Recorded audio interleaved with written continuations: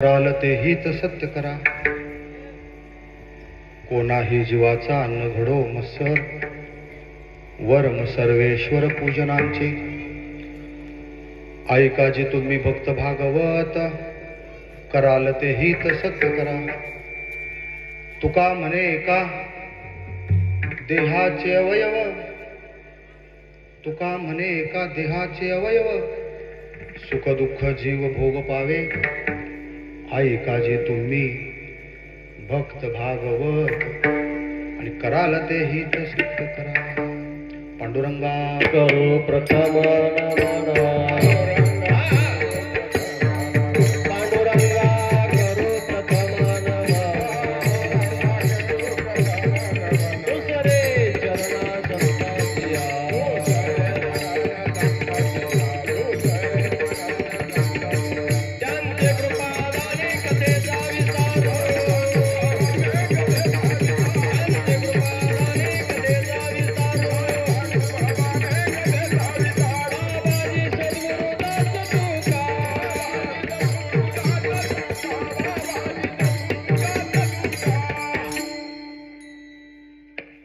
विष्णुमय जग वैष्णवांचा धर्म, भेदा भेद भ्रम अमंगळ.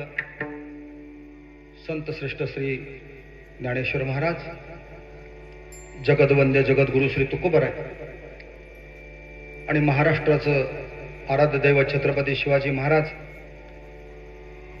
आणि त्याचप्रमाणे तूच आहेस तुझ्या जीवनाचा शिल्पकार, असा दिव्य संदेश अखिल मानवजातीला देऊन शांती सुखाचा राजमार्ग दाखवणारे सद्गुरू श्री वामनराव पै महाराज, सद्गुरूंच्या धर्मपत्नी यामा नामधारकांच्या सौ माई, या सर्वांना प्रथमतः मी कोटी कोटी वंदन करतो. माझ्या समोर बसलेला संबंध वडगे गावचा, वडले वडले गावचा हा सगळा हसतमुख असलेला हा श्रोतेजन, त्याच्यामध्ये पुरुषांनी अजून हसायला सुरुवात करायची आहे, पण माझ्या भगिनी मात्र तत्पर आहेत. पुनश्च एकदा मी सांगेन की या कार्यक्रमाला ज्यांनी, म्हणजे कीर्तन महोत्सवाला, एक दिवसीय कीर्तन महोत्सवाला ज्यांनी खरोखर रंगत आणली, ते या बालक वारकऱ्यांसाठी पुन्हा एकदा टाळ्या वाजवा. या कार्यक्रमाचं आयोजन विशेषतः आपल्या ग्रामस्थांच्या वतीनं जरी करण्यात आला असेल, मग या ग्रामपंचायतीचे आजी सरपंच, माजी सरपंच आणि कार्यक्रम पत्रिका आहे का, त्यांचे सर्व सहकारी, ही सगळी मंडळी मिळून या कार्यक्रमाचं असं छानपैकी असं सुंदर असं आयोजन नियोजन केलं. परंतु प्रामुख्यानं इथपर्यंत मी आलो मुंबईहून, त्याला कारण म्हणजे सद्गुरू श्री वामनराव पै प्रणित जीवन विद्या मिशन आणि महावीर नगर शाखा कांदिवली या परिसरात हे महावीर नगर येतं, आणि तिथे जीवन विद्या मिशनची एक शाखा आहे. आणि त्या शाखेचे म्हणजे सद्गुरू श्री वामनराव पै यांचे नामधारक स्वयंसेवक, त्या शाखेचे सर्वच पदाधिकारी आणि ही मंडळी गेली, मला वाटतं काल 30-35 सगळे नामधारक इथं आपल्या फलटण परिसरात डेरे दाखल झालेले आहेत. आणि त्यांच्या बरोबरीने त्यांना सहकार्य साथ करण्यासाठी आपल्या फलटणच्या पूर्व भागामध्ये जो 20वा शुद्ध शाकाहारी हॉटेल आहे, त्याचे मालक श्रीयुत पाटील साहेब यांचं त्यांना सहकार्य त्या फलटण परिसरात मिळतंय. सद्गुरू श्री वामनराव पै यांच्या सत्शिष्यांना किती सुंदर असा हा योग संयोग असं म्हणायला पाहिजे की एका बाजूनं मी ठाण्यावरून जरी आलो असलो तरी मी मूळचा वाई तालुक्यातला, आणि वाई तालुक्यातल्याच अनवडी गावाचे हे हरिभक्त परायण कीर्तनकार, मला वाटतं झी टॉकीजला सुद्धा त्यांची अनेक कीर्तनं झाली, असे यादव महाराज, आणि त्यांचा हा बाल वारकऱ्यांचा हा सुंदर असा मेळ ते इथं घेऊन आले. आजच्या या कीर्तन महोत्सवामध्ये त्यांचा सुंदर हरिपाठ झाला. अतिशय सुंदर मृदुंगमणी, ज्याला पखावज आपण म्हणतो, आणि त्याच्याबरोबर एक बाल हट्ट असतो, म्हणतात ना पुत्र हट्ट आणि पत्नी हट्ट. त्यातले आमचे सुपुत्र तबलेवर बसले, ते म्हणाले मी आज तबलेला साथ करतो. तर तेही काल परवा दिल्लीवरून आले, तेव्हा तेही तबलेला बसलेले आहेत. आणि या बाजूला आमचे जे सद्गुरू श्री वामनराव पै लिखित की ऋषीमुनींचं तत्वज्ञान, संतांची जी शिकवण आहे, ऋषीमुनींच्या तत्वज्ञानाबरोबर मग संत श्रेष्ठ ज्ञानेश्वर महाराज, शांतीब्रह्म एकनाथ महाराज, जगद्गुरु तुकोबाराय आदी करून जी संतांची मांदेळे आहे, त्या संतांनी जे ग्रंथ लिहिले, मग ज्ञानेश्वरी असेल, एकनाथी भागवत असेल, किंवा तुकोबारायांची गाथा असेल, नामदेव गाथा असेल, आदी करून अनेक ग्रंथ संतांनी आपल्या या महाराष्ट्रामध्ये लिहून ठेवलेले आहेत शेकडो वर्षापूर्वी. त्या संतांच्या शिकवणुकीतून सद्गुरू श्री वामनराव पै हे सुद्धा नाथपंथीयच, नाथपंथीय मुद्दा मी सांगतो. आदिनाथ गुरु सकळ सिद्धांचा, मचिंद्र तयाचा मुख्य शिष्य, आणि मचिंद्राने बोध गोरक्षाशी केला, गोरक्ष बोलिला गैनी प्रसादे निवृत्ती दातार, आणि ज्ञान देवासार सोजविले. आणि संत श्रेष्ठ ज्ञानेश्वर माऊलींपासून जसे अनेक, मग आपल्या सुद्धा वारकरी संप्रदायामध्ये फड आहेत, तसे अनेक पंथ आहेत. आणि त्याच्यातलंच एक जीवन विद्या मिशन, एक जागतिक लेवलवर आपल्या संतांची शिकवण ही पोहोचवणारा हा एक संप्रदाय. केवळ संप्रदाय म्हणून तो राहिलेला नाही, तर ती एक मोठी संस्था आहे, हे आपल्या सर्वांना परिचित आहेच. आणि अशा संस्थेचे, अशा जीवनविद्या मिशनचे जे संस्थापक आहेत ते सद्गुरू श्री वामनराव पै यांनी या सर्व संतांची जी तत्वज्ञानाची जी बैठक आहे, किंवा जे तत्वज्ञानाचे ग्रंथ आहेत, त्या ग्रंथांच्यातले प्रमाण घेऊन, बघा मी काय सांगतोय ते, ती प्रमाण घेऊन अतिशय सर्वसामान्यातल्या सामान्यपर्यंत, खेडे गावातल्या, कड्या कपाऱ्यातल्या, शेतावरच्या बांधावरच्या एखाद्या शेतकऱ्याला समजेल, उमजेल अशा साध्या सरळ सोप्या भाषेमध्ये त्याच संतांच्या शिकवणुकीतून एक नाविन्यपूर्वक जीवनविद्या नावाची विचारधारा निर्माण केली. ती विचारधारा काय? तो जो आजच्या कीर्तनाला जो आपण अभंग घेतलेला आहे सेवेला, आजच्या कीर्तन सेवेला, की तो जगदवंद्य जगद्गुरु तुकोबारायांचा हा आपल्या सर्वांच्या परिचयाचा, मला असं वाटतं सर्वांच्या परिचयातला हा अभंग आहे. जरी तो दिसायला उपदेशपर प्रकरणातला अभंग असला तरी संतांची या महाराष्ट्रामधल्या जी मांदियाळी आहे त्याचं महत्व आणि महात्म्य प्रदर्शित करणारा, आपल्या संतांची, आपल्या म्हणतोय मी, या भूमीतल्या, या महाराष्ट्रातल्या, कारण मी परवा 31 डिसेंबरच्या दरम्यान अयोध्येला जाऊन आलो. आणि अयोध्येला गेलो तर तिकडे बोर्ड लागले होते, देवभूमी देवभूमी. उत्तर भारतामध्ये तिकडे देवभूमी जशी ना, तशी या यादव महाराज आपल्या महाराष्ट्रामध्ये, मला कुठेही महाराष्ट्रात फिरतो पण संत भूमी असा बोर्ड बघायला मिळत नाही. वास्तविक मला असं वाटतं या गावातले सरपंच बसलेले आहेत, आजी माजी सगळे पदाधिकारी बसलेले आहेत. ही आपली भूमी जरी तुमच्या गावाच्या नावापुरती असली तरी मूलतः ही महाराष्ट्र भूमी संतांची भूमी आहे. तुम्ही उत्तर भारतात गेला तर तिकडे देवभूमी द्वारका, म्हणजे ती गुजरात मध्ये आली, पण देवभूमी अयोध्या, देवभूमी मथुरा, देवभूमी वृंदावन वगैरे वगैरे आपल्याला पाहायला मिळतं. ही महाराज मंडळी जाऊन आले असतील, मी जाऊन आलो. पण इकडे या भूमीमध्ये, आपल्या या महाराष्ट्राच्या भूमीमध्ये मात्र बोर्ड मात्र कुठे दिसत नाही. का दिसत नाही? संत भूमी हा बोर्ड, आपली भूमीच संतांची आहे. या महाराष्ट्राच्या भूमीमध्ये एवढे संत उदयाला आले आणि जगाला अभिप्रेत असलेलं, अखिल मानव जातीला उपयुक्त असलेलं तत्वज्ञान, ज्याला इंग्लिशमध्ये फिलॉसॉफी म्हणतो, कारण यंग जनरेशन बसलेले समोर म्हणून थोडंसं इंग्लिश पण शब्द वापरतो. ही संतांनी निर्माण केलेली फिलॉसॉफी ही आपल्या यंग जनरेशन पर्यंत कधी पोहोचणार? जेव्हा आपल्या या भूमीतले संत आपल्या तरुण पिढीला परिचित होतील तेव्हा. विठाला विठाला विठाला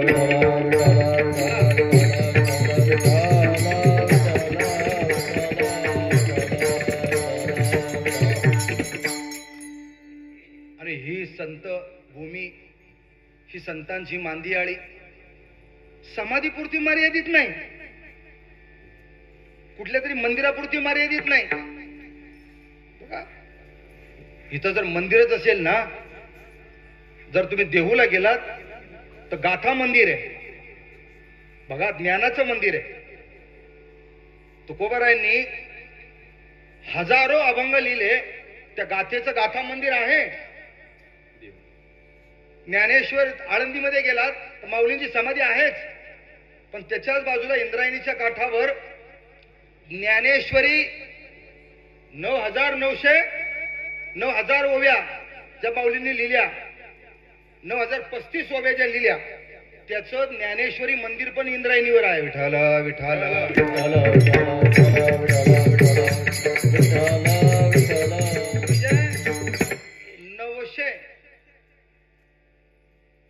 9,000 ओव्या, 900 नाही 9,000 ओव्या आणि वर 35 या भगवद्गीतेतल्या 700 श्लोकापासून निर्माण झालेल्या, भगवान श्रीकृष्णानं अर्जुनाला उपदेश केलेला त्या भगवद्गीतेतल्या 700 श्लोकांपासून निर्माण झालेल्या त्या 9,000 ओव्यांपैकी आमच्या गावामधील तरुणांना किती ओव्या माहिती आहेत?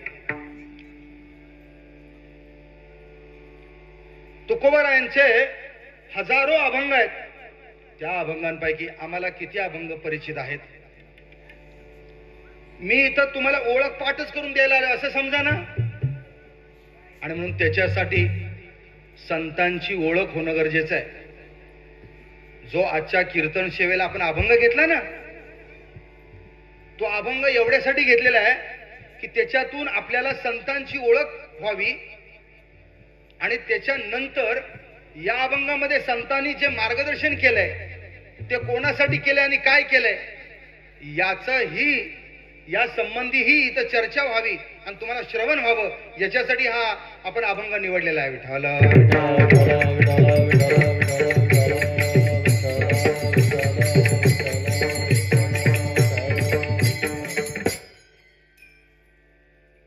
या अभंगामध्ये तुकोबारायांनी आतापासून इथपर्यंतची मांडणी केलेली आहे.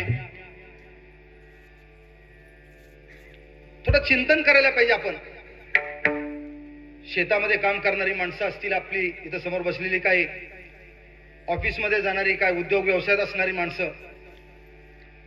विष्णुमय जग वैष्णवांचा धर्म भेदा भेद भ्रम मंगळ ऐकाजी तुम्ही भक्त भागवत कराल ते हित सत्य करा कोणाही जीवाचा न घडो मत्सर आणि वर्म सर्वेश्वर पूजनाचे. ऐकाजी तुम्ही भक्त भागवत आणि कराल ते हित सत्य करा. तुकोबार आहे शेवटच्या चरणात, अभंगातल्या 4थ्या चरणात असं म्हणतात, तुका म्हणे एका देहाचे अवयव अरे का सुख दुःख जीव भोग पावे आणि ऐकाजी तुम्ही भक्त भागवत आणि कराल ते हित सत्य करा. ठाल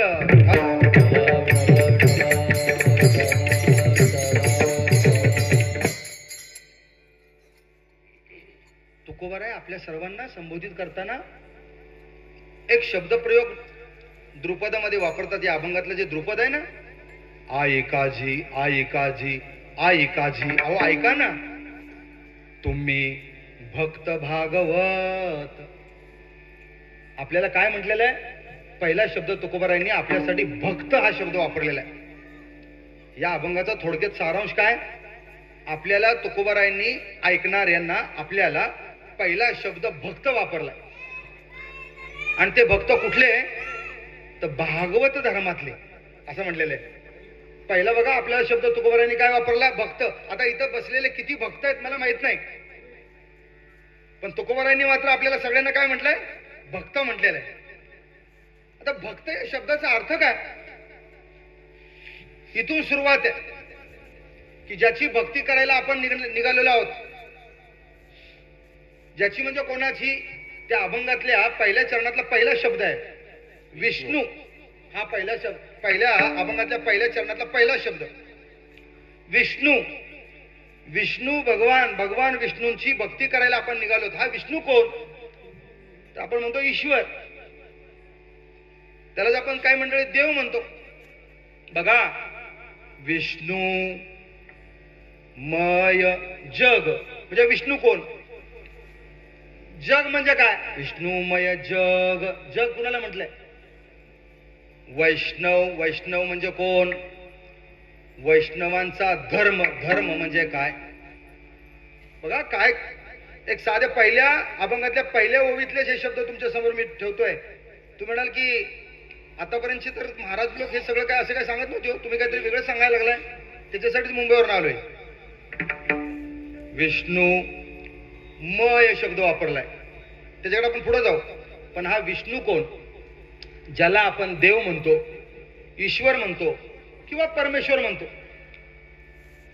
याचीच जर आपली ओळख नसेल तर आपण भक्त कोणाचे आणि करणार कोणाची भक्ती?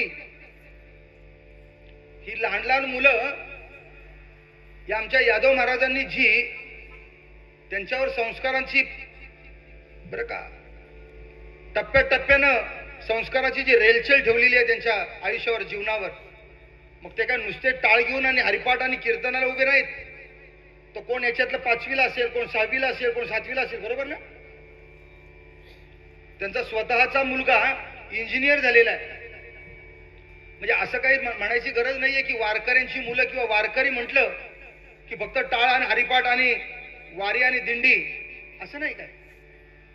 याच्यासाठी या मुलांसकट आपल्या सर्वांना ज्याचे आपण भक्त झालेलो आहोत आणि ज्याची आपण भक्ती करायला निघालेलो आहोत त्या देवाची पहिली ओळख झाली पाहिजे. आधी असं म्हटलेलं आहे शब्द बघा का, आधी देवाशी ओळखावे, मग तयाचे भजन करावे आणि अखंड ध्यानची धरावे पुरुषोत्तमाचे. आधी देवाशी ओळखावे असं म्हटलेलं आहे. ज्याची भक्ती करायला आपण भक्त म्हणून निघालेलो आहोत त्या देवाची म्हणजे विष्णूची जर आपली ओळखच झाली नाही मंडळी, तर आपण भक्ती कुणाची करणार? मग अशा विष्णूची ओळख करून देताना तुकोबाराय म्हणतात, हा विष्णू कोण? हा विष्णू कोण? अनुरेणू थोकडा. काय म्हटलंय? तुका आकाशा एवढा थोकडा, अनुरेणू थोकडा.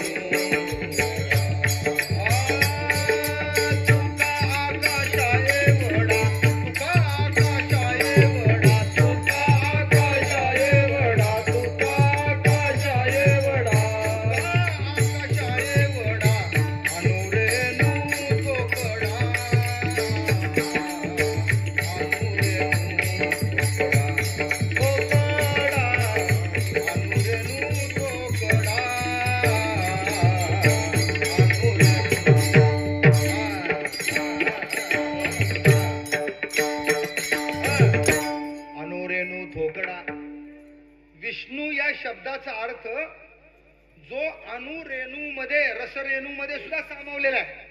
बघा मी काय सांगतोय, तुकोबारायांना काय सांगायचं विष्णू बद्दल, पाठीमागची मंडळी अंधारातली, जो अनुरेणू रसरेणू मध्ये सुद्धा सामावलेला आहे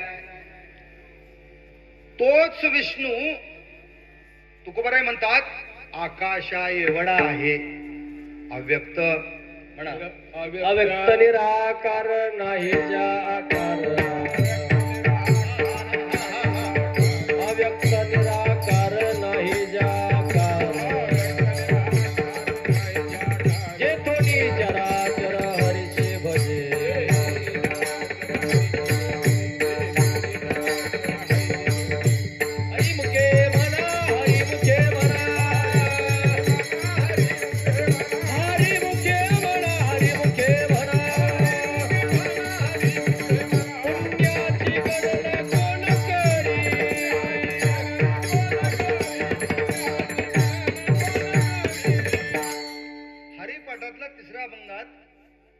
ज्ञानोबराय म्हणतात अव्यक्त निराकार. तो अव्यक्त आहे, तो निर्गुण आहे, तो निराकार आहे. नाही जाकार. विष्णू विष्णू विष्णू सांगतोय मी तुम्हाला. नाही जाकार जे थोनी चराचर त्यासी भजे. अशा हरीला सतत काय करा, मुखामध्ये धारण करा आणि काय करा, हरी मुखे म्हणा, हरी मुखे म्हणा, मग पुण्याची गणना कोण करी. विष्णुमय असा जो हरी आहे, असा जो विष्णू आहे, तो मय आहे. किंबहुना हे जे जग आहे ना, हे संबंध जगच विष्णुमय आहे. सद्गुरु श्री वामनराव पै यांनी त्यांच्या ग्रंथामध्ये असं स्पष्टीकरण करून ठेवलंय जगाच्या संबंधी. जग म्हणजे जग नाही, नुसतं जग नाही, आणि जग म्हणजे जग नाशिवंत नाही. बघा, सद्गुरु श्री वामनराव पै सांगतात जग म्हणजे जगदीश आहे. त्याच्यामध्ये जन, त्या जगामध्ये राहणारे जन म्हणजे बाबा आपण सगळी मंडळी ना. जन म्हणजे आपण सगळे ना. हे सगळे आपण जन म्हणून येते जनार्दन आहोत. कशामध्ये? विश्वामध्ये. म्हणजे विश्व काय आहे? विश्वंभर आहे. बघा, विश्व विश्वंभर, जन जनार्दन आणि जग जगदीश, असं विष्णुमय असलेलं जग आणि असं विष्णुमय असलेले विश्व. बरं का, या विष्णुमय जगामध्ये, विष्णुमय जग ह्याच्यात कोणाचा धर्म? वैष्णवांचा धर्म. या वैष्णवांमध्ये कोण येतो? या गावच्या कोतवालापासून ते ग्रामसेवकापर्यंत. म्हणजे ग्रामसेवक गावचा, बरं का, गाव चालवणारा ग्रामसेवक, त्याच्या अलीकडे सरपंच, मग पोलीस पाटील आणि मग कोतवाल. आता आमच्या गावाकडे तर हेच आहे, तुमच्या गावात काय असेल मला माहित नाही. पण हे सगळे जे कोण पदाधिकारी आहेत ना गावातले, मी सांगितलं, वरचे नाही सांगत, हे सगळे कोण आहेत? विष्णुमय आहेत. हे मला सांगायचं आहे.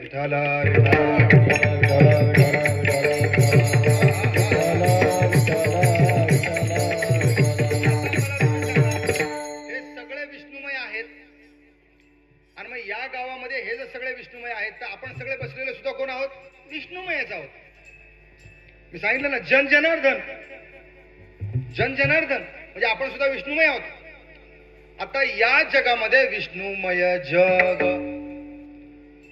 आणि आपण विष्णुमय आहोत. बघा मी काय सांगतोय परत, आपण विष्णुमय आहोत म्हणून वैष्णव आहोत. बघा, आपण विष्णुमय आहोत म्हणून वैष्णव आहोत. मग आपला धर्म काय आहे? कराल ते हित सत्य करा.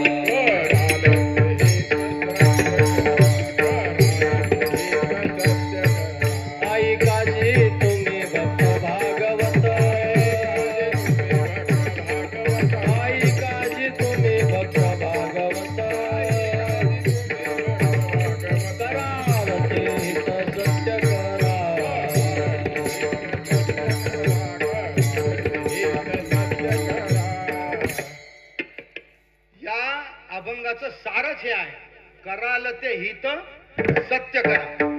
ऐका जे तुम्ही, तुकोबाराय म्हणतात. कोणाला म्हणतात? तुम्ही. म्हणजे मी इथं गादीवर उभा आहे, मी काय म्हणायचं? तुम्ही काय करा? कराल ते हित सत्य करा. आम्ही निघालो दुसऱ्या गावात कीर्तन करायला. जे काय करायचे ते कोणी करा, हरिमुखे म्हणा, हरिमुखे म्हणा, कोणी म्हणा, तुम्ही. मी निघालो परत दुसऱ्या गावात. मी काय सांगतोय लक्षात ठेवा.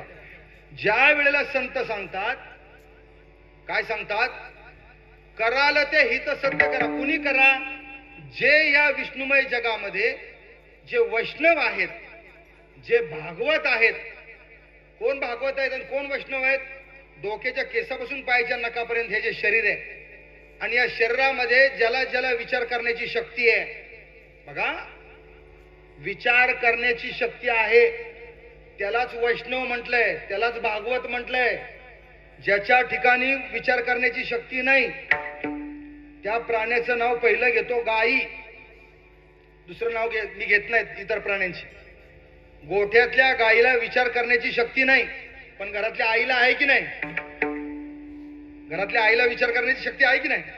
म्हणजे घरातल्या आईला जर विचार करण्याची शक्ती आहे तर वडिलांना असणारच. आणि म्हणजे आई वडिलांना आहे तर त्या आई वडिलांच्या उदरी जी पिढ्या जन्माला आलेल्या आहेत किंवा पिढी जन्माला आलेली आहे, नवनिर्माण नवनिर्मिती म्हणतो, म्हणजे जी मुलं बाळ आहेत, पुढं सासू आहे, सुनबाई आहे, पुढं नातवंड आहेत, या घरात प्रत्येक असणाऱ्या माणसाला सुद्धा विचार करण्याची शक्ती परमेश्वरानं म्हणा किंवा निसर्गानं म्हणा दिलेली आहे.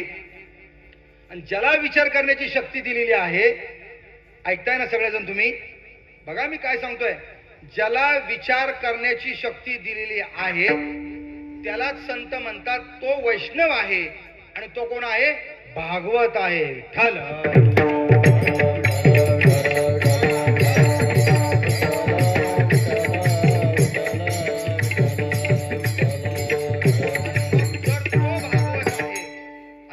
वैष्णव आहे म्हणजे त्याच्यामध्ये आपण सगळे मोडतो.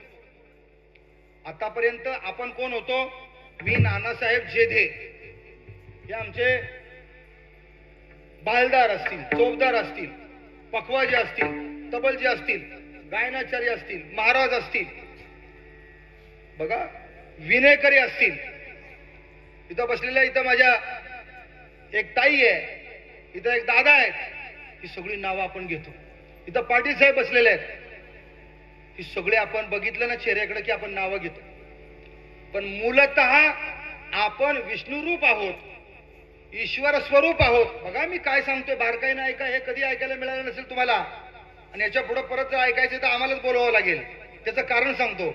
अनुभवाची या बोले नोहे ऐसे विठ्ठल.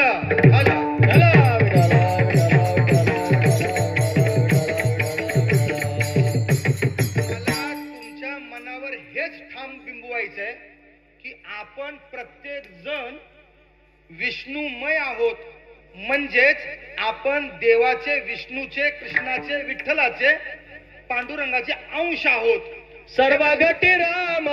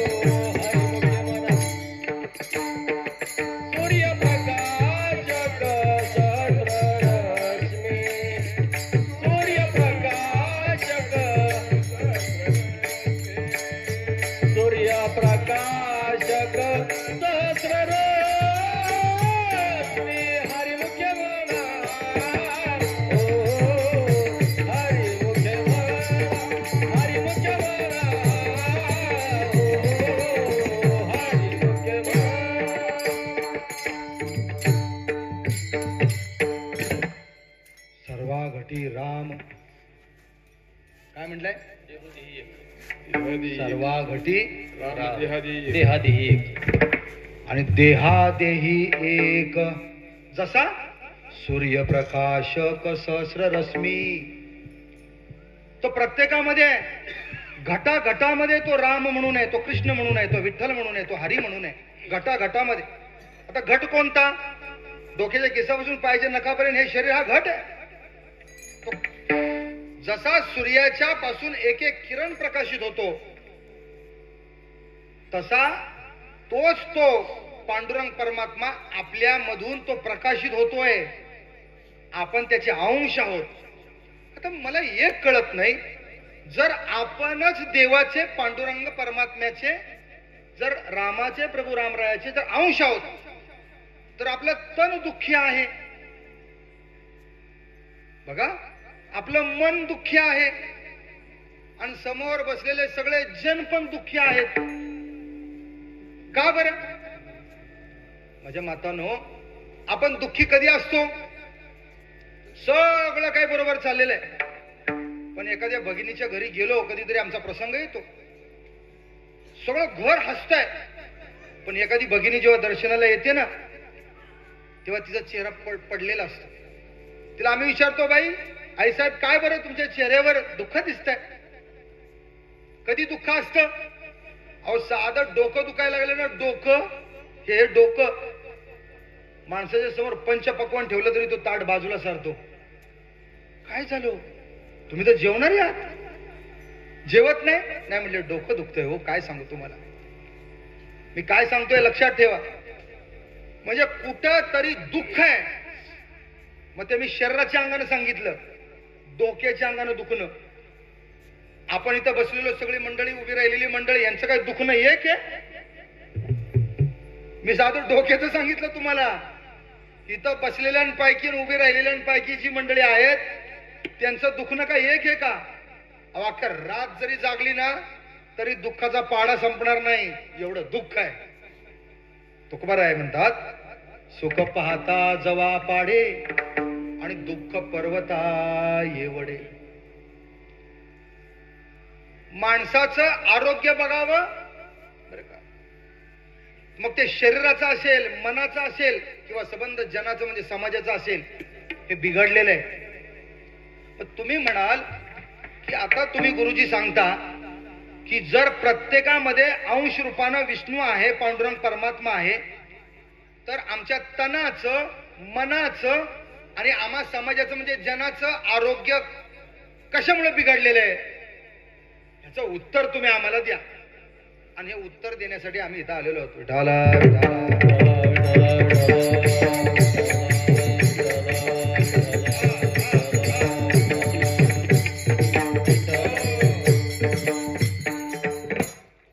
तुकोबारायांनी सांगितल्याप्रमाणे संबंध तर विष्णुमय आहे बरं का. प्रत्येक देहामध्ये भगवंताचा अंश आहे. तो देह नाहीच आहे, तो देहाचा अंश म्हणजे तो देवच आहे बरं का. देही असोनिया देव आणि व्रता हिंडतो निर्दैव, असं म्हटलेलं आहे. काय म्हटलेलं आहे? या देहामध्ये कोण आहे? देव आहे. हरिण असतं, हरिण. आणि ते जेव्हा वाळवंटामध्ये जेव्हा असं पळत असतं ना त्या वाळवंटातून, तेव्हा आपल्याला आश्चर्य वाटतं की या वाळवंटातून हरिण का बरं पळतंय. आता तुम्ही इथं बसलेल्या या परिसरातल्या भगिनी, तुम्हाला काय माहिती वाळवंट आणि त्या वाळवंटात पडणारा हरिण. पण तुम्ही जर टीव्हीच्या चॅनलला गेलात, इथं बसलेल्या माझ्या भगिनी आहेत, तुम्ही डिस्कवरी वगैरे किंवा आणखी कुठला चॅनल, तो नॅशनल वगैरे, तो जर बघितला तर त्याच्यात वाळवंटात पळणारे हरणं दिसतात. का पळतात? ती तहानलेली असतात, तहानलेली असतात, त्याला तहान लागलेली असते. आणि ते वाळवंटात जेव्हा पळतात ना, ते का पळतात तर त्यांच्या पुढं कित्येक 1, 2, 4, 5 किलोमीटर अंतरावर त्यांना वाटतं तिकडं पाणी आहे. ते असतं, ते पाणी नसतं. त्या वाळवंटातून गरम वाफा येतात ना, त्या हरणाला वाटतं तिथं पाणी आहे म्हणून त्या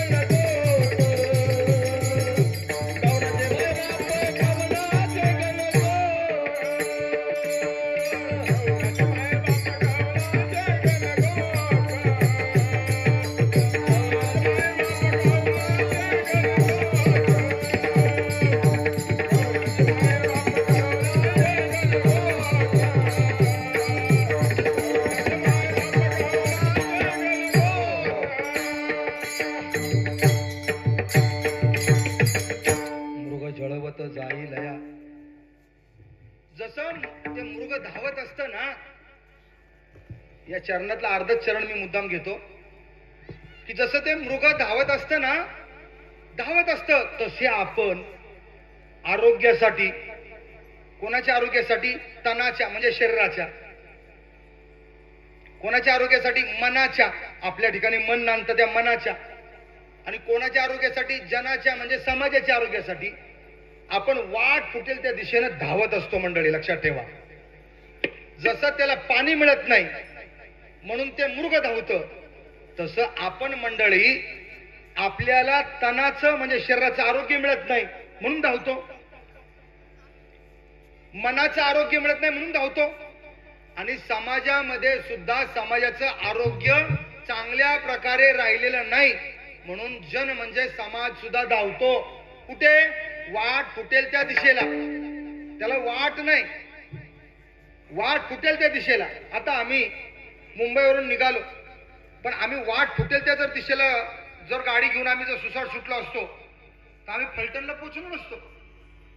मग आम्ही कुठे गेलो असतो? आम्ही तिकडे बारामतीलाच गेलो असतो कुठेतरी, किंवा अजून कुठेतरी गेलो असतो. पण आम्ही विचारत विचारत विचारत आलो, त्यामुळे फलटणला पोहोचलो.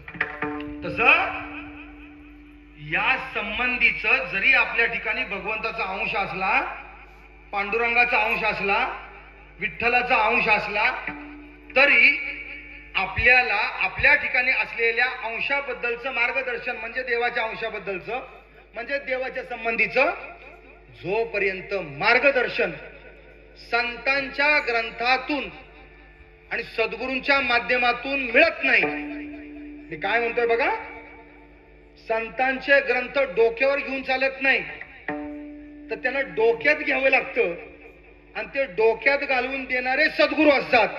आणि मग तुकोबाराय सांगतात, सद्गुरू वाचोनी सापडेना सोय, धरावे ते पाय आधी आधी, धरावे ते पाय आधी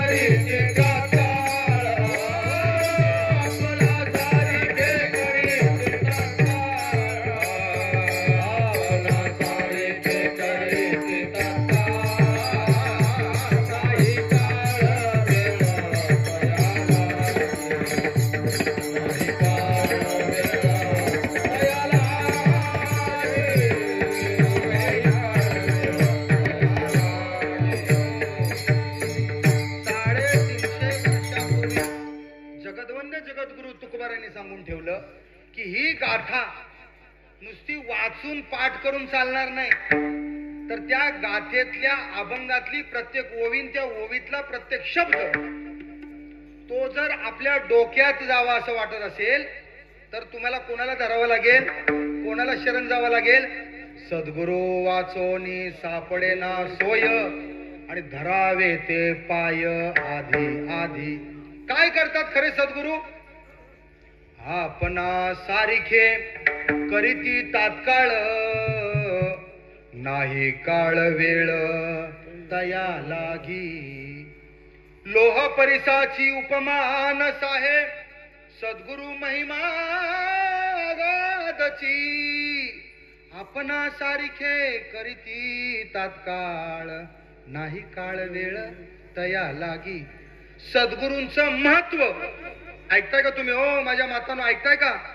काय बाय आम्हाला माहितीये की आम्ही गुरु बिरू केलेलं आहे. अरे गुरु बिरू करून चालत नाही, सद्गुरू असावा लागतो बर का. पाणी पिना छान के, कसा गुरु पाहिजे? संत कबीर म्हणतात पानी पीना छान के और गुरु करना पहचान के. विठाला विठाला विठाला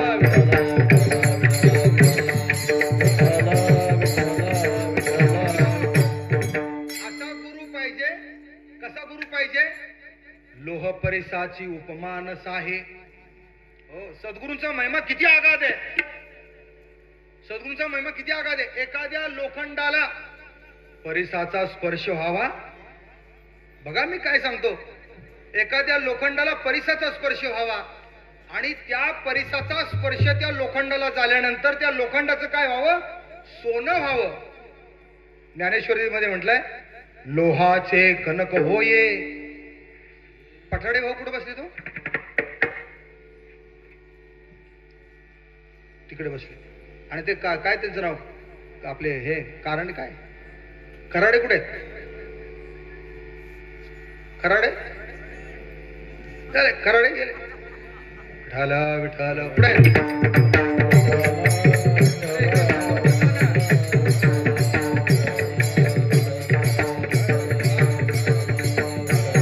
ज्ञानेश्वरीमध्ये असं म्हटलंय लोहाचे कनक होये हे सामर्थ्य परिसीच आहे.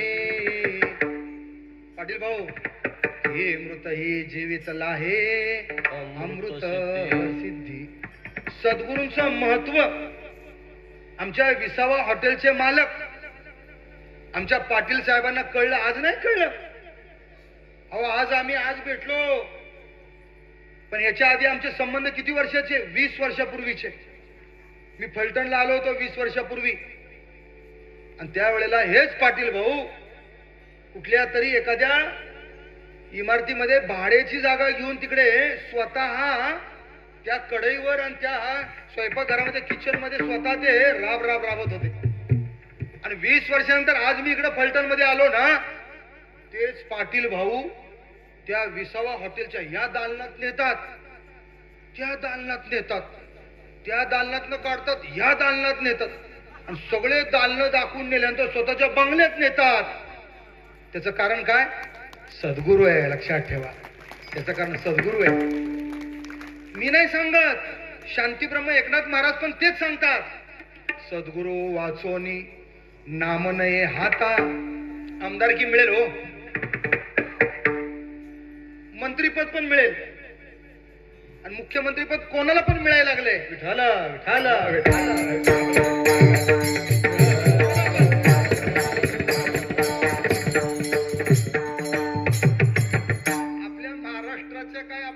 पण लोकांच्या स्वप्नात नसेल असे असे मुख्यमंत्री येऊन बसले महाराष्ट्रात. मिळल आणि मिळावं. आमच्या गावचे जर सरपंच बसलेत ना, ते पण आपल्या या महाराष्ट्राचे मंत्री व्हावेत. टाळ्या वाजवा. तुम्ही मला कोणचे सरपंच, आजी का माझी, दोन्ही पण मंत्री व्हावेत. दोन्ही पण व्हावेत. शुभ बोल रे नाऱ्या. मी का असं म्हणतो, हे मिळल. पण आला ना इथं आमच्या या भूमीतल्या संतांना आणि आमच्या आता असलेल्या या टेबलावर ठेवलेल्या या ग्रंथ लिहिणाऱ्या सद्गुरूंना तुम्हाला कोणत्या पदावर बसवायचंय? मनुष्य देहाचे ज्ञाने आणि सच्चिदानंद पदवी. जगाच्या पाठीवर कोणताही मिनिस्टर, कोणताही पक्षप्रमुख किंवा कोणताही अरबोधीश, कोट्याधीश या पदावर आजपर्यंत त्याला पैशानं बसता येत नाही. हे पद कोणासाठी आहे? जन्माला आलेल्या प्रत्येक माणसासाठी हे पद आहे. कोणतं? सच्चिदानंद पदवी. नवे माणसाचा जन्मच त्याच्यासाठी आहे. कशासाठी? सच्चिदानंद पदावर आरूढ होण्यासाठी. माणसाचा जन्म कशासाठी? सत्यम शिवम सुंदरम अशा या विश्वामध्ये सच्चिदानंद पदावर आरूढ म्हणजे काय? आपण स्वतः आनंदी होऊन इतरांना आनंद देण्यासाठी, इतरांना सुख वाटता वाटता स्वतः सुखी होण्यासाठी, इतरांना आनंद वाटता वाटता स्वतः आनंदित होण्यासाठी माणसाचा जन्म आहे.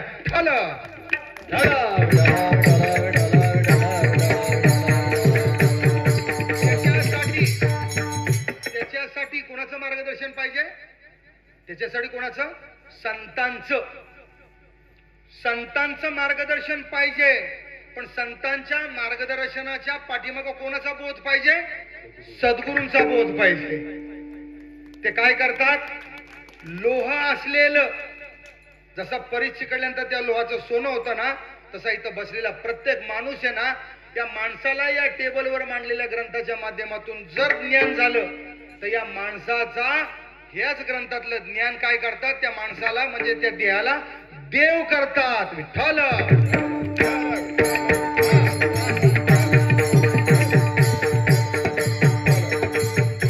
म्हणून देव होण्यासाठी तुकोबराय या घेतलेल्या अभंगातलं तिसरं चरण सांगतात. काय करायला पाहिजे? कोणाही जीवाचा न घडो मत्सर, कोणाही जीवाचा न घडो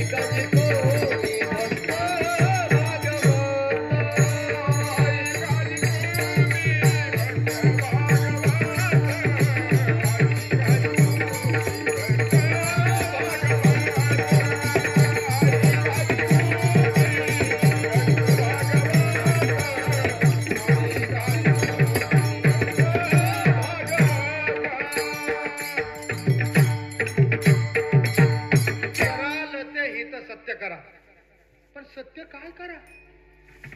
प्रश्न आहे लोकांच्या समोर. याच्यावर उत्तर तुकोबराय देतात. कोणाही जीवाचा, किती साधं उत्तर आहे हो. न घडो मत्सर. मत्सराशिवाय तर गाव चालत नाही. मत्सराशिवाय तर लगीन होत नाही. मत्सराशिवाय भावकी चालत नाही. मत्सराशिवाय घर चालत नाही. घरापासून गावापर्यंत जर काय भरलाय तर सगळं मत्सर भरलाय. तुम्ही सांगता न घडो मत्सर. कोणाही जीवाचा न घडो मत्सर. वर्ण सर्वेश्वर पूजनांचे. काही करायचं नाही. तुकोबाराय म्हणतात फक्त मत्सर गेला पाहिजे. आता हा मत्सर येतो कुठून? मत्सर येतो कुठून? तर वाढलेल्या षडविकारातून मत्सर येतो.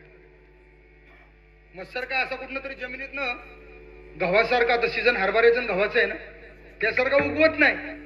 तो वाढलेल्या म्हणजे असतात प्रेरणा, पण त्या प्रेरणा बळवल्या की विकारात रूपांतर होतं. प्रेरणा बळवल्या. सद्गुरू वामनराव यांनी सांगितलं बघा. हे मला माहित नव्हतं. खर्डे साहेब असे नामदार पुढे बसले पाहिजेत तर ते येतं. मी काय म्हणतोय, हे जे आपण विकार म्हणतो ना, काम, क्रोध, लोभ, मोह, मद, मत्सर, हे विकार गेले पाहिजेत असे जे ठासून सांगितलं जातं ना, तुझे म्हणणार आहे ना गेले पाहिजेत, तो गेला तरी ते विकार जाणार नाहीत. हे विकार कधी जात नसतात, त्याच्या बरोबर आलेले असतात आणि ते विकार नसतातच मुळात. त्या प्रेरणा असतात यादव महाराज. त्या प्रेरणा, काम ही प्रेरणा आहे. जर काम नसेल तर ही जनता दिसली असती का? एकटे सरपंच, मग ते आजी असतील आणि दुसरे माझी, दोघच बसा गाव चालवा. पण तो काम आहे म्हणून ही सगळे आपण तुम्ही आम्ही आहोत. बघा मी काय सांगतोय, पण तो प्रमाणात असेल तर ती प्रेरणा, आणि तो काम प्रमाणाच्या बाहेर गेला की तो विकार झाला. बघा मी काय सांगतोय, क्रोधाचं तसंच आहे. क्रोध किती पाहिजे? प्रमाणात पाहिजे. सगळी गावातली मंडळी गेली देवाकडे, शेती करावी का नाही करावी, कारण मी शेतकरीचे. देव म्हटलं झालं काय? आता म्हटलं कसं बस या पावसातनं आम्ही तोंड बाहेर काढलं, कुठंतरी गहू पेरला, आता हरभरा पेरला, आणि तिकडं जातोय तर ह्या बांधातनं बाहेर येतोय, त्या वावरातनं बाहेर येतोय, त्या सांडीतनं बाहेर येतोय. कोण? सर्फ. आणि पाय ठेवला की दंश मारतोय. मग देवाने सर्पांना बोलावलं. त्या सर्पाच्या राजाला काय रे म्हणलं, यांना सगळ्यांना तू दंश करतोस? आजपासून म्हणलं तू साहेब कुणाला चावायचं नाही, कुणाला चावायचं नाही, दंश करायचा नाही. कबूल का? सर्प म्हणाले तर काय देवाने सांगितलं.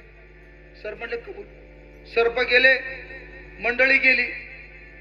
आता सर्प लागले फिरायला.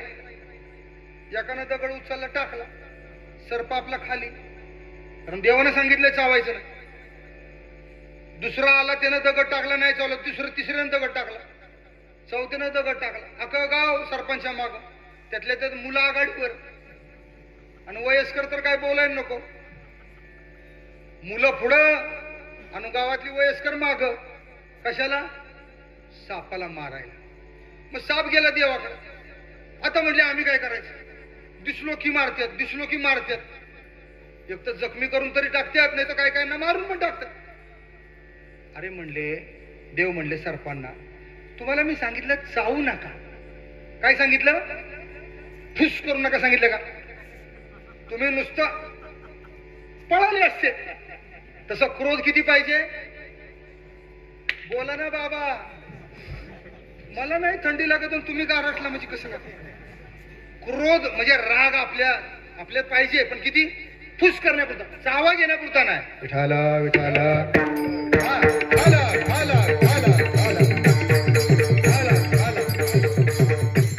काय सांगतोय लक्षात ठेवा, कोणाही जीवाचा न घडो मत्सर.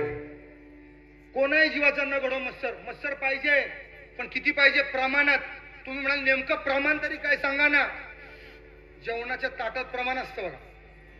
जेवणाचं ताट वाढलं ना, वाढलं की लोणचं एवढा भात आणि भाता एवढं लोणचं. बरोबर ना ताई? तुमच्या घरात तुम्ही बरोबर ताटात तेच वाढता ना, भाता एवढं लोणचं वाढता ना, आणि उगाच लोणचं एवढं भात टाकता, आणि मग आमटी तुपाच्या धारा एवढी, आणि तूप आमटी एवढं. घे वाटीनं तूप, खा. एक वेळ ते चालेल, पण ते परवडेल का आपल्याला? भाता एवढा असतो. चटणी, रायते, कोशिंबीर, मीठ म्हणजे किती असतं? आपलं अन्न मीठ टाकतोय असं होतं का? ती जर त्या गृहिणीनं, त्या सुगरणीनं जर आणलं मीठ, आणि जरा मीठ लावावं, तिनं जरा आणलं मुठ, ह्या वाटीत मुठभर, त्या वाटीत मुठभर, चला करा सुरुवात. म्हणजे मला तुम्ही सांगा, जर जेवणातल्या ताटामध्ये सगळं प्रमाणशीर असतं की नाही? हो अंधारातली मंडळी, हो. तसंच आपल्या जीवनात पाहिजे. आपला मत्सर पाहिजे, पण प्रमाणात पाहिजे. भांडणं काढणारा मत्सर नको. आणि एवढं जर आपल्याला जमलं, कोणाही जीवाचा न घडो मत्सर, वर्म सर्वेश्वर पूजनांचे. मंडळी, हिता जर आपल्याला आरोग्य आपल्या तनाचं पाहिजे असेल ना तर हे विकार प्रमाणात पाहिजेत. बघा मी काय सांगतोय, शरीराचं आरोग्य डोक्याच्या केसापासून मावशी आपल्या डोक्याच्या केसापासून पायाच्या नखापर्यंत या शरीराला जर गुडघेदुखी होऊ नये, शुगर होऊ नये, बीपी वाढू नये, हार्ट अटॅक येऊ नये. बघा ऐका मंडळी, फार महत्वाचं सांगतो, हे जर यापैकी काही होऊ नये असं वाटत असेल, खवळलिया काम क्रोधी अंगी भरती आधी व्याधी, अंगी भरती आधी व्याधी, अंगी भरती आधी व्याधी. खवळलिया काम क्रोधी अंगी भरती आधी व्याधी, अंगी भरती आधी व्याधी, अंगी भरती आधी व्याधी. खवळलिया काम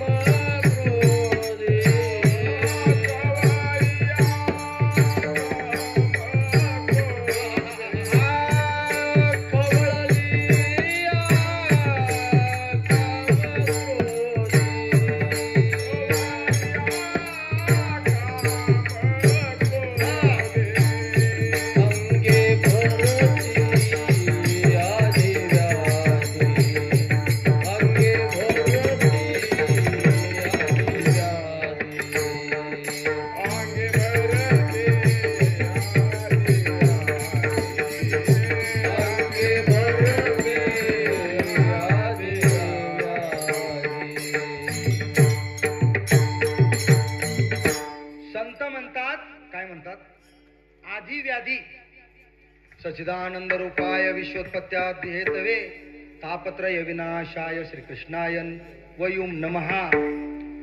भागवतातल्या भागवत महात्म्यातल्या बरं का प्रकरणातला पहिला श्लोक आहे. तापत्रय विनाशाय श्रीकृष्णाय वयुम नमः असं म्हटलेलं आहे.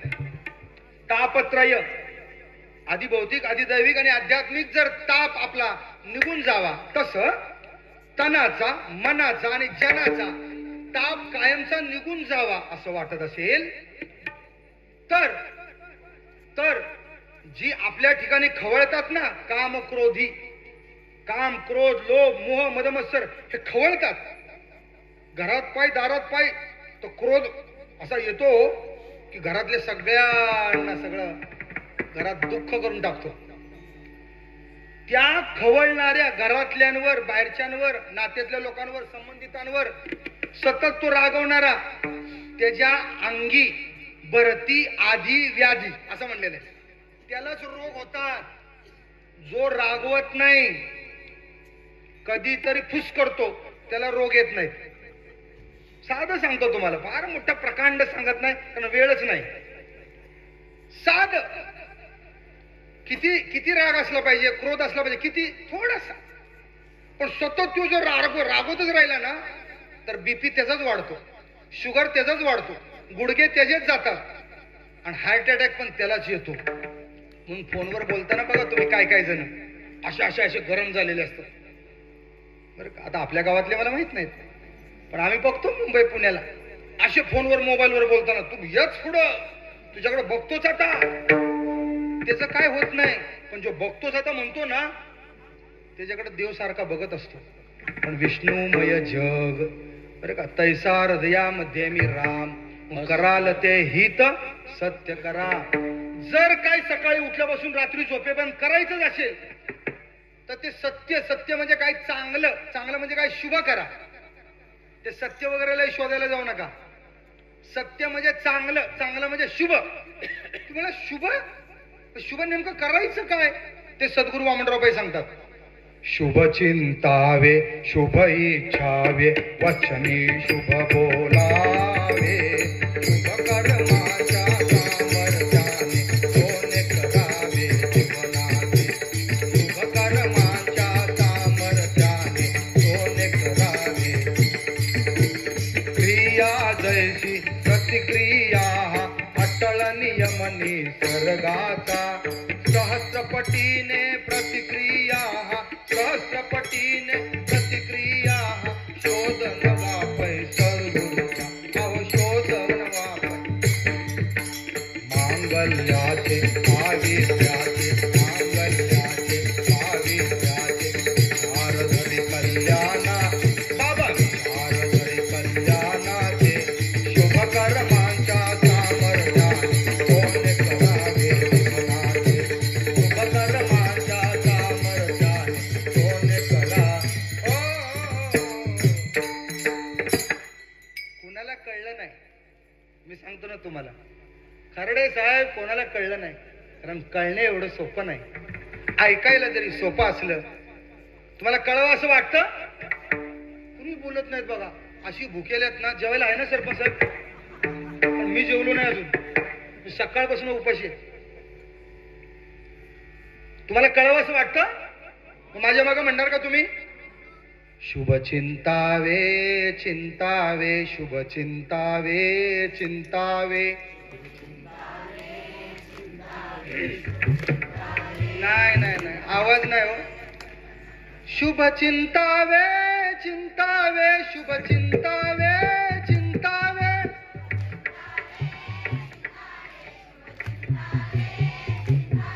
शुभ इच्छावे इच्छावे शुभ इच्छावे इच्छावे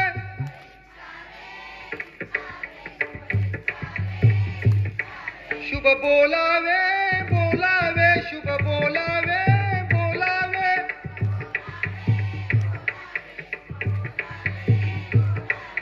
शुभ कर्माच्या सामर्थ्याने करावे जीवनाचे सोने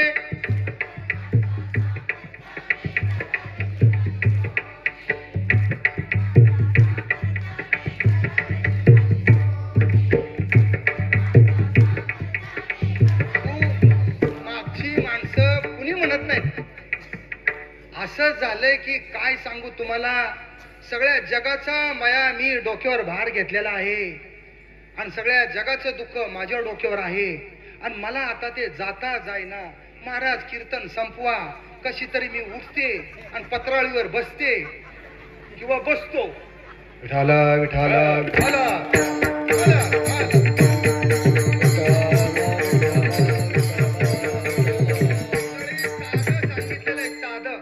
शुभ चिंतावे शुभ इच्छावे मी मगाशी सांगितलं ना शुभ करावे म्हणजे काय करावे शुभ करावे म्हणजे चारच गोष्टी सांगितल्या करायला शुभ चिंतावे शुभ इच्छावे वचनी शुभ बोलावे आणि शुभ कर्माच्या सामर्थ्याने मग काय होईल आमच्या विसावाचे मालक आहेत ना पाटील साहेब त्यांच्यासारखं जीवनाचं होईल सोनं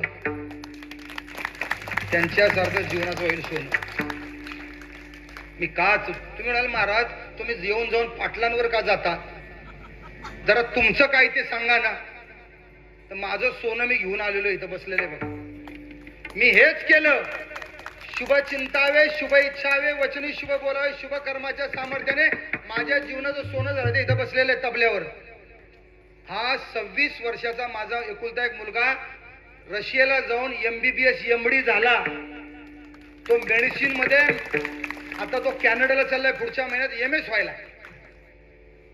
तुम्ही म्हणाले कशाच आहे हे बघा हे एकाच नाही या माळा काय म्हणले बुवा कीर्तन हे बघा या माळा घातलेत ना आपण काय म्हणले बुवा कसं काय चाललंय कीर्तन अरे कीर्तन कसं काय चाललंय हे समजून घेण्यासाठी सद्गुरू वामनरावांची गरज आहे विठाला विठाला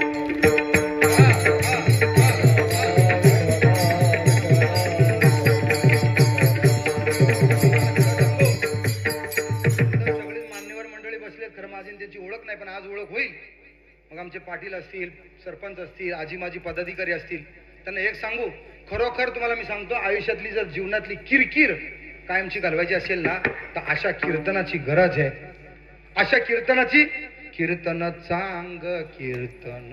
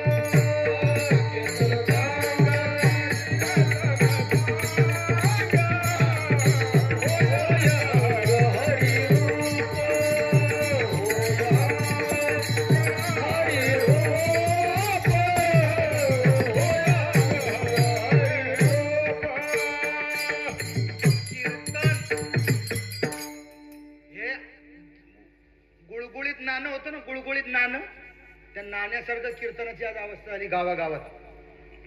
म्हणून कीर्तन हे गुळगुळीत नाण्यासारखं नाही, तर जीवनामध्ये जर खऱ्या सद्गुरूंच्या मार्गदर्शनाखाली कीर्तन जर झालं आणि ते कीर्तन जर आपण ऐकलं ना, तर जीवनामध्ये खणखणीत नाण्यासारखं आपलं जीवन झाल्याशिवाय राहणार नाही. विठाला विठाला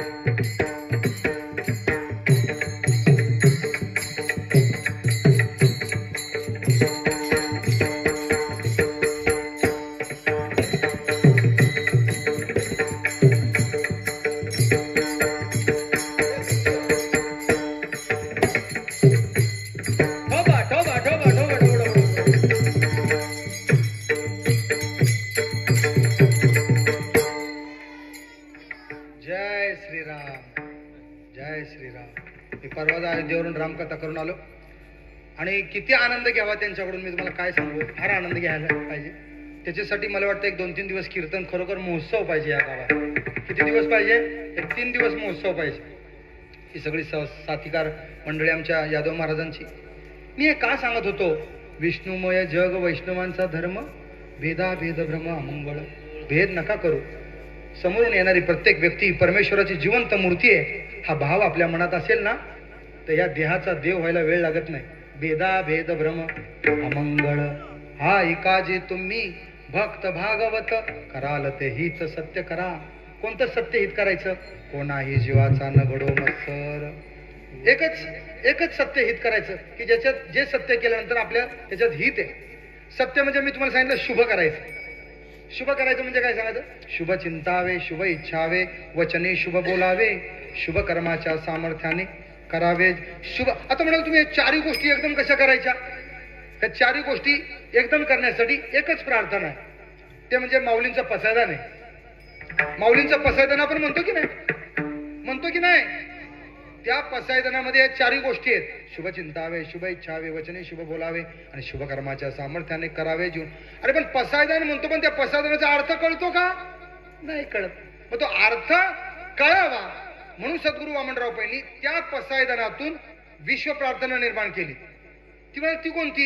हे ईश्वरा सर्वांना चांगली बुद्धी दे, आरोग्य दे, सर्वांना सुखानंदात ऐश्वर्यात दे, सर्वांचं भलं कर, कल्याण कर, रक्षण कर आणि तुझे गोड नाम.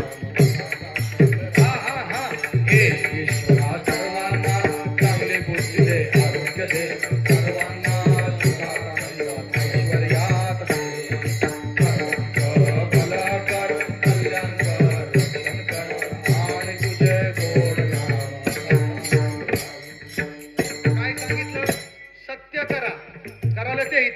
सत्य करा. सत्य करा म्हणजे काय करा? शुभ करा. शुभ करा म्हणजे काय करा? शुभ चिंतावे, शुभ इच्छावे, शुभ बोलावे, शुभ करावे. मग हे सगळे चारही गोष्टी एकत्र करायचे तर काय करायला पाहिजे? हे ईश्वरा सर्वांना चांगली बुद्धी दे, आरोग्य दे, सर्वांना सुखात आनंदात ऐश्वर्यात ठेव, सर्वांचं भलं कर, कल्याण कर, रक्षण कर आणि तुझे गोड नाम मुखात. सरपंच साहेब किती वेळा म्हणायला पाहिजे? Minute two minute. सकाळी जेवल्यानंतर संध्याकाळी जेवायला पाहिजे असं घरात सांगावं लागतं का? नाही. सकाळी जेवल्यानंतर संध्याकाळी कुकर लागलाच जातो. रात्री जेवल्यानंतर सकाळी नाश्ता झाला होतोच. म्हणजे जसं भोजनाचं तसं भजनाचं आहे.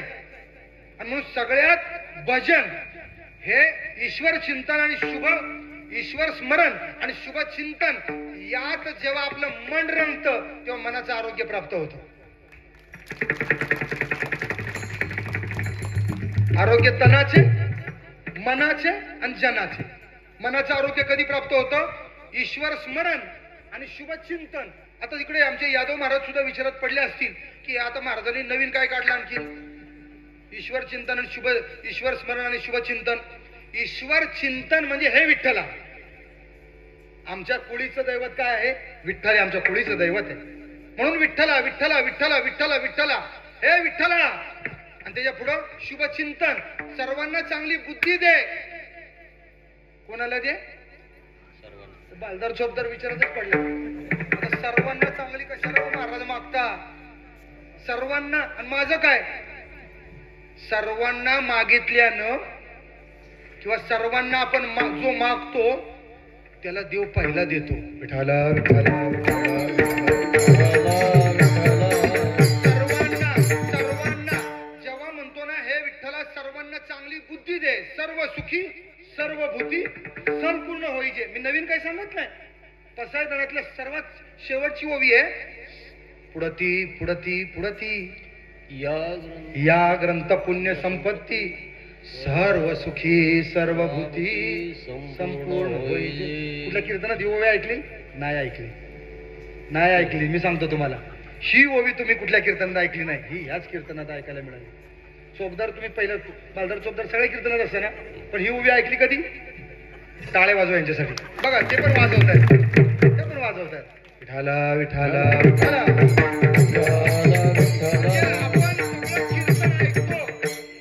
कीर्तनकार सुद्धा सगळे कीर्तन करतात, पण जे वर्मन मर्म द्यायला पाहिजे ना ते कोण देत नाही. आणि वर्मन मर्म हे न मिळाल्यामुळं जन पण काय दुःखी आहे. म्हणजे जनाचं पण आरोग्य बिघडलेलं आहे. जनाचं आरोग्य का बिघडलं? तर रोग रेडेला आणि डाग पखालीला. माग बरोबर कळलं बघा. हा बरोबर कॅश घेतला त्याने, षटकार मारला मी पण बरोबर पकडला. रोग कुणाला? रेड्याला. डाग कुणाला? पखालीला. तशी अवस्था आमची झालेली आहे. आग सोमेश्वरला, बाम रामेश्वरला. मी का सांगतोय हे? वर्मावर औषध मिळायला लागायला पाहिजे ना. वर्मावर औषध का लागत नाही? तर वर्मावर औषध देणारा ज्या भवरोगावर, रोगांचं मूळ कोणचा रोग आहे? मावशी हो मावशी, तुम्हाला शारीरिक त्रास काहीतरी आहे ना? तिथं ह्या मावशी म्हणते आहे का नाही? काहीतरी आहे ना? अहो काहीतरी आजार असेल ना, काल परवा झाला असेल ना, 2 महिन्यापूर्वी वर्षापूर्वी झाला असेल का नाही? काय बोलतच नाही, हातच जोडते. आता मला हात जोडून करता काय? त्या आजाराला जोडा. काहीतरी झालंय ना तुम्हाला? काहीच नाही मावशी, तुम्हाला आहे का काय? काय काय सांगा. हे गायला येतंय ना? बया किती पण झेंडू लावा, झेंडू बाम नाही तर टायगर लावा, हे काय राहत? तर कोण बिघडवतंय? हे बिघडवतंय कोण? हेच सांगायला आम्ही आलोय. हे बिघडवणारा आपली मुलं नाहीत, आपला नवरा नाही, आपले नातेवाईक. अहो कोणच नाही आमच्या घरातलं. आमच्या मामानं आमच्यावर करणी केली या. असं कोणी सांगितलं? त्या बाबानं सांगितलं. आणि ते सगळं जे दुखणं आहे ना त्या मामावर जात. आणि त्या मामाचं जे काय आपलं होतं ना ते पण बिघडून जात. असं कोणच कुणावर काय करत नाही मंडळी. जे काय बिघडतं ना, जिथं बिघडतं ना तिथंच ते बिघडवणारे असतो. आणि जो बिघडवतो ना तिथंच ते बिघडतं. म्हणजे बिघडतं पण ज्याचं तोच बिघडवणार असतो. तुम्ही असं कसं? कारण मुळात जे डोकंदुखी आहे, जे आजार आहेत ना, त्या रोगांचा जे मूळ रोग आहे तो भवरोग आहे असं शास्त्र आपलं सांगतं. आणि त्या भवरोगावर जोपर्यंत उपचार होत नाही तोपर्यंत तुम्ही वरवर किती पण रोगांवर उपचार करा, कुठलाही रोग तुमचा बरा होणार नाही. मग त्या मूळ रोगावर उपचार करणारा कोणतरी त्या भवरोगावर उपचार करणार कोणतरी वैद्य असेल ना, त्या भवरोगावर उपचार करणाऱ्या वैद्याला म्हणतात भवरोग वैद्यम. भवरोग वैद्यम. आणि तो भवरोग वैद्यम त्याला संत श्रेष्ठ ज्ञानेश्वर महाराज म्हणतात सद्गुरु. कोण म्हणतात संत श्रेष्ठ? तुम्हाला कशावनं?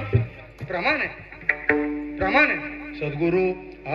सद्गुरु सारिखा असता पाटी राखा.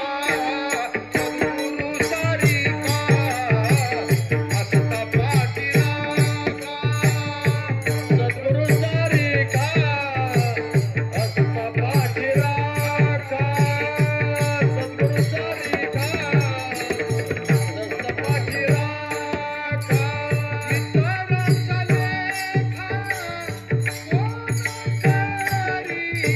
इतरांचा लेखा राजयाची कांता काय भीक मागे. राजयाची कांता काय भीक मागे. इतरांचा लेखा कोण करी. इतरांचा लेखा कोण करी. राजयाची कांता काय भीक मागे. राजयाची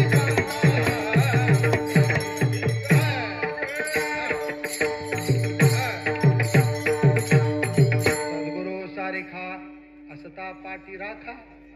ज्ञानेश्वर महाराज सरपंच साहेब तुम्ही आम्ही नाही. योगी यांचा मुकुटमणी, साधकांचा मायबाप, जगताची असलेली माऊली, ज्यांनी 16व्या वर्षी ज्ञानेश्वरी सारखा महान ग्रंथ लिहावा.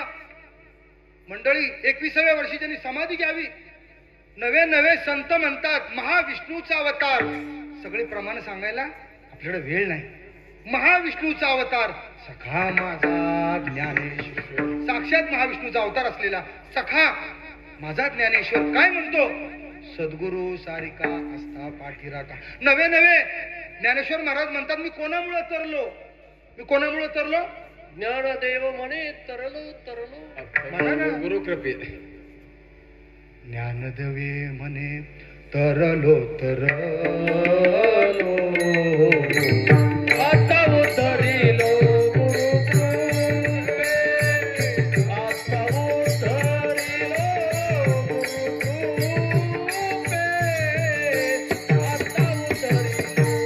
गुरुकृपे. ज्ञानदेव म्हणे तरलो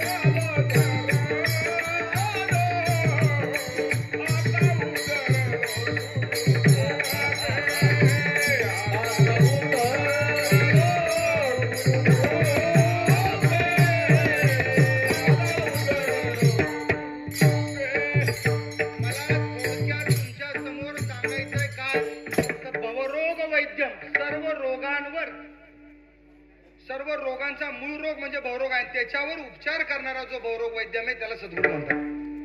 आणि असं केवळ तुकोबाराय सांगत नाहीत, केवळ ज्ञानेश्वर माऊली सांगत नाहीत. शांती ब्रह्म एकनाथ महाराज सुद्धा तेच सांगतात. सद्गुरु वाचोनी नाम नये हातात साधने. गुरु तेथे ज्ञान, ज्ञानी आत्मदर्शन, दर्शनी समाधान आती जैसे. म्हणून जाणतेन गुरु भजिजे. काय करणार आहात तुम्ही? म्हणून जाणतेन गुरु भजिजे तेने कृतकार्य होईजे. आणि जैसे मूळ सिंचने सहजे शाखा पल्लव संतोषती. मंडळी सद्गुरूंचं महत्व अपरंपार आहे. सद्गुरूंचं महत्व सांगण्यासाठी 7 दिवस मला इथं कथा करायला पाहिजे. सद्गुरूंच्या प्रति कथा, जशी भागवत कथा असते, संत कथा असते, तशी सद्गुरू कथा. 7 दिवस रोज 3 तास बसून तुम्हाला मला सद्गुरूंचं महत्व आणि महात्म्य सांगायला पाहिजे. इतकं सद्गुरूंचं महत्व आणि महात्म्य. आणि असे सद्गुरू ग्रंथ रूपाने तुमच्या इथं आलेले आहेत. या स्टॉलवर जे आहेत ना ते सद्गुरू आहेत. ते कोण आहेत? संत ज्ञानोबा आहेत तेच आहेत, संत तुकोबा आहेत तेच आहेत, शांती ब्रह्म एकनाथ महाराज तेच आहेत. निमित्त फक्त सद्गुरू श्री वामनराव पै आहेत. निमित्त या गादीवर उभा राहिलेला नानासाहेब शेदे हा निमित्त आहे. म्हणून मी माझ्या नावापुढे महाराज सांगत नाही म्हणायचं. माझं तुम्ही कुठे वाचा, नाना महाराज जेदे देशमुख पण करता आलास, पण माझ्या पत्रिकेवर मी सांगत नाही. कारण आम्ही महाराज मुळात नाहीतच हो. महाराज एकच, संत ज्ञानेश्वर महाराज. महाराज एकच, शांतीब्रह्म एकनाथ महाराज, महाराज एकच, तुकाराम महाराज, महाराज एकच, सद्गुरू श्री वामनराव पै महाराज, महाराज एकच, गोंदवलेकर महाराज, असे महाराज. आम्ही कसले महाराज? अहो महाराज एकच, छत्रपती शिवाजी. आम्ही कसले महाराज? आज या गावावर तर उद्या दुसऱ्या गावावर. मी का सांगतोय? याचा अर्थ आपल्याला महाराज होता येणार नाही असं नाही, पण तो अधिकार प्राप्त आपण करून घेतला पाहिजे. आणि म्हणून हा अधिकार प्राप्त करण्यासाठी आपल्याला तुकाराम महाराज सांगतात या अभंगातल्या शेवटच्या चरणात जे सांगतात ते समजलं पाहिजे. मग आपण महाराज या पदावर जाऊ ना. शेवटच्या चरणात तुका म्हणे का देहाचे अवयव, हा तुका म्हणे का देहाचे अवयव, तुका म्हणे का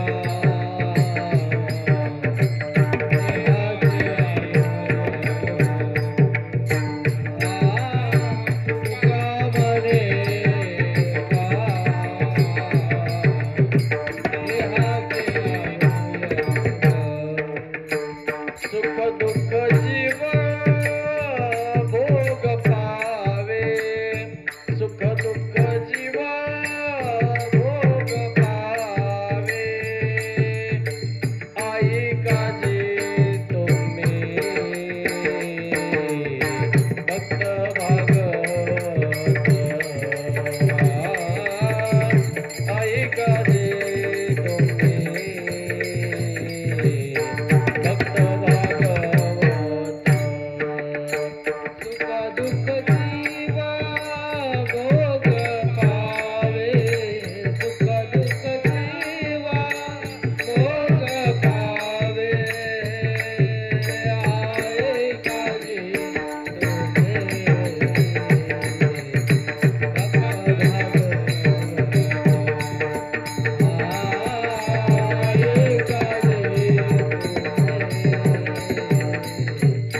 भक्त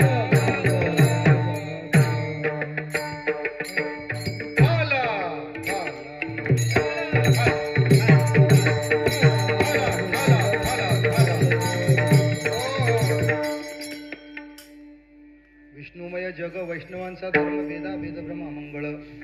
ऐकाजी तुम्ही भक्त भागवत, कराल ते हित सत्य करा. ऐका, कोणाही जीवाचा न घडो मत्सर आणि वर्म सर्वेश्वर पूजनांचे. ऐकाजी तुम्ही भक्त भागवत, कराल ते हित सत्य करा. शेवटच्या चरणामध्ये तुकोबाराय सांगतात की आरोग्य तनाचं, मनाचं आणि जनाचं जर आपल्याला पाहिजे असेल तर एका त्या शेवटच्या अभंगातल्या ओवीमध्ये म्हणतात, तुका म्हणे एका देहाचे अवयव आणि सुख दुःख जीव भोग पावे. दुसऱ्याच्या दुःखाने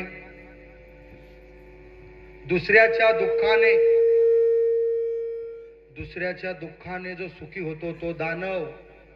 ऐकताय ना पाठीमाग?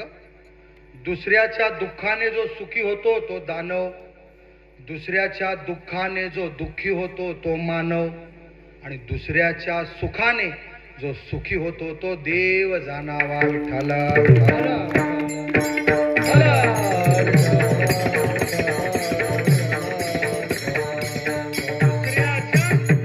पाटील साहेब, फार महत्वाचा मुद्दा आहे शेवटचा. दुसऱ्याच्या सुखाने जो सुखी होतो तो देव जाणावा. शेजारच्यानं गाडी आणली ना, बाईनं दरवाज्यात बघितल्याबरोबर घरात पळत गेलं पाहिजे, साखरेचा डबा घेऊन बाहेर आली पाहिजे. गाडीच्या मालकीनीचं नाही सांगत, शेजारणीनं म्हणतोय. जर गाडी इकडे ह्या घरात आणली तर शेजारच्या घरातल्या त्या घरमालकीनीनं धावत पळत स्वयंपाकघरात गेलं पाहिजे, साखरेचा डबा आणला पाहिजे, आणि पहिली जन गाडी आणली त्याच्या तोंडात साखर. बाबा लई चांगलं केलंस बाबा, चांगलं काम केलंस, 4 चाकाची गाडी आणलीस, कधी अडलं नडलं तर आम्हाला पण उपयोगात येईल. पण अशी गावं मी बघितल्या तर शेजाऱ्यानं जर गाडी आणली ना तर बाहेर असलेली बाई जी आत जाऊन बसती ना, आणि जर चुकून जर नवऱ्याला कळलं तर ती नवऱ्याला पण आत दाबी ती. निघालात कुठं? निघालात कुठं? अगं म्हणली त्यानं गाडी आणली तर तिथं जाऊ जरा हळद कुंकू लावू. हा, त्यानं गाडी आणली. त्यानं गाडी काय अशी आणली? कित्येकांना टोप्या घालून गाडी आणली. अगं आणू दे, गाडी आणली ना, आपल्याला पण कधीतरी उपयोगात येईल. नाही आणू द्या की आणू द्या. जेव्हा पाचगणीच्या घाटात जाईल, शेजारीन म्हणते दुसऱ्याच्या सुखाने, बरं का, सुखी नाही, त्याला सुख झालंय ना ही दुःखी होते. म्हणून तुकाराम महाराज म्हणतात, तुका म्हणे एका या बोटाला कापलं ना, जर उजव्या हाताच्या एका बोटाला कापलं ना तर या हाताने जेवता येत नाही हो. चारही बोट त्या दिवशी, बाकीची काही बोट काम करत नाहीत. डाव्या हाताने जेवावं लागतं. या बोटाला लागलं तर चारही बोट दुःखी होतात. तसं आपल्या समाजामध्ये, आपल्या गावामध्ये, आपल्या या परिसरामध्ये अशी आपल्यामध्ये, बरं का, माणसानं माणसाबरोबर अशी माणुसकी राखली पाहिजे की जर कोणाला दुःख झालं, कोणाला जर आजारी पडला, कोणाला जर काही, बरं का, कुठल्या प्रकारचं दुःख झालं तर सगळ्यांनी धावत पळत गेलं पाहिजे. आरोग्य तनाचे मनाचे जनाचे सांगतोय. गावाच्या जर मंदिराच्या कोपऱ्यावर जर कचरा पडला तर इकडं गडबड झाली पाहिजे की मी जाऊन काढू का तू जाऊन काढू. आपल्या अंगणाच्या शेजारच्या अंगणातल्या एखाद्या भगिनीला जर सकाळी उठून झाडू मारायला जर उशीर झाला तर जी आधी उठली तिनं सगळं अंगण झाडून घेतलं पाहिजे. आता बघा ती मावशी हसली, मला काय आजार नाही. ती काय म्हणली, ह्योच आजार आहे. आपल्या अंगणातला कचरा उलट शेजारीच्या अंगणात कसा टाकलायचा. म्हणून मला हे सांगायचंय की याच्यासाठी हा ज्ञान दिन आपण साजरा करतो. याच्यासाठी हा कीर्तन महोत्सव साजरा करतो. केवळ संतांची चरित्र आणि देवाची चरित्र ऐकून आपल्या जीवनात सुख नाही येणार. जर आपल्याला ऐकायचंच असेल तर मला जे पाहिजे असं वाटतं ना ते सर्वांना मिळालं पाहिजे, ही भावना आपल्यामध्ये रुजली पाहिजे. ज्ञानेश्वर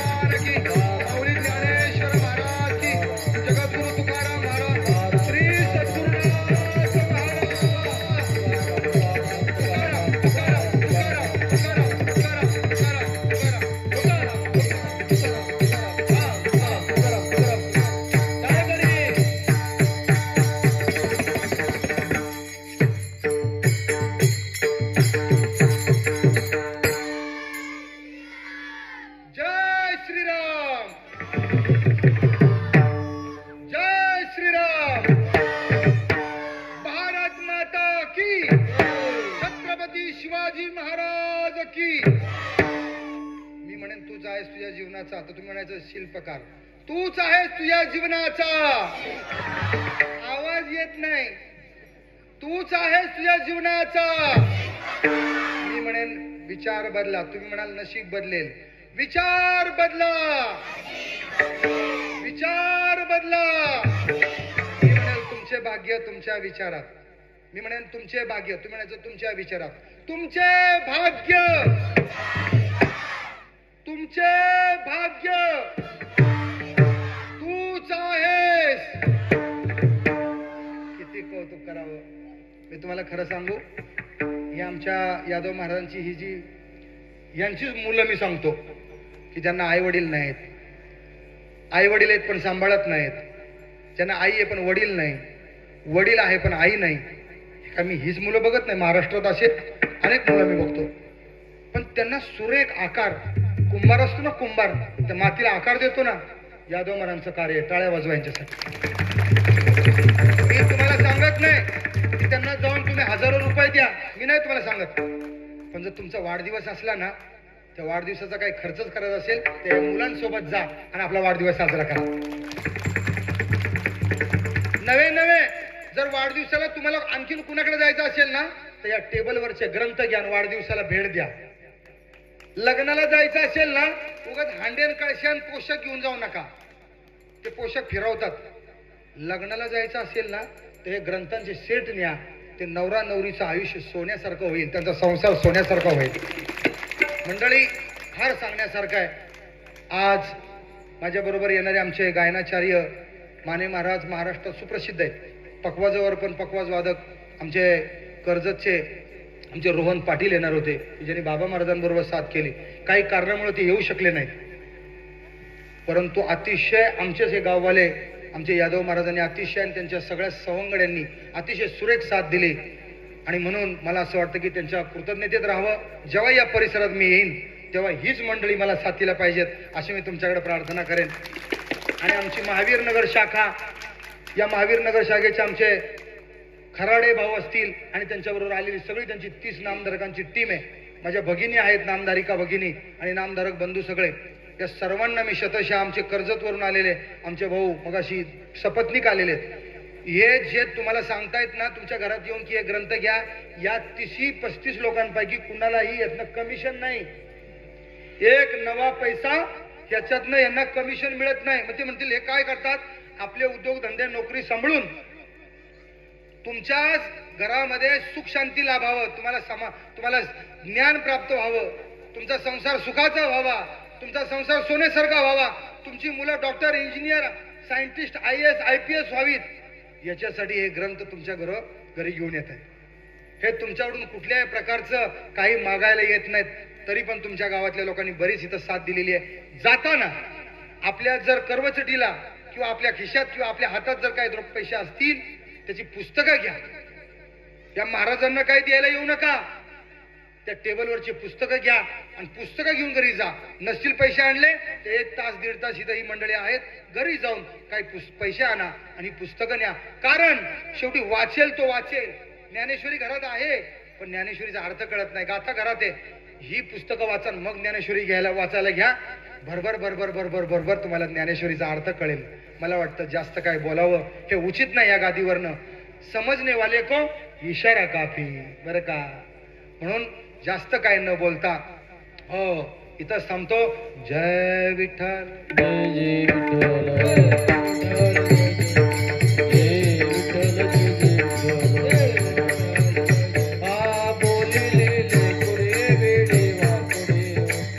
करा